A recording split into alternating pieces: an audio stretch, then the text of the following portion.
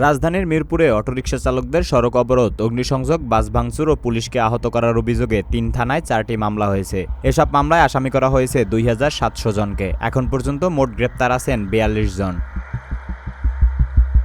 সোমবার ২০ মে দুপুরে গণমাধ্যমে বিষয়টি নিশ্চিত করেছেন মিরপুর বিভাগের উপকমিশনার জসিমউদ্দিন মোল্লা। তিনি জানান, পুলিশ বাদী হয়ে মিরপুর মডেল থানায় ১টি, পল্লবী থানায় ২টি ও কাফরুল থানায় ১টি মামলা করেছেন।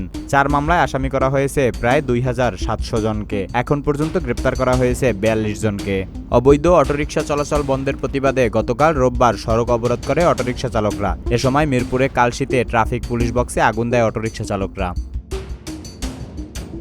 সম্প্রতি বনানীতে বাংলাদেশ সড়ক পরিবহন কর্তৃপক্ষ কার্যালয়ে সড়ক পরিবহন উপদেষ্টা পরিষদের সভায় সড়ক পরিবহন ও সেতুমন্ত্রী ওবায়দুল কাদের বলেন, ঢাকায় কোনো ব্যাটারি চালিত রিকশা চালানো যাবে না। এ বিষয়ে শুধু নিষেধাজ্ঞা আরোপ নয়, এগুলো চলতে যেন না পারে তা নিশ্চিত করতে হবে। এছাড়া ২২ মহাসড়কে রিকশা ও ইজি বাইক নিষিদ্ধ করা হয়েছে, তা বাস্তবায়ন করুন।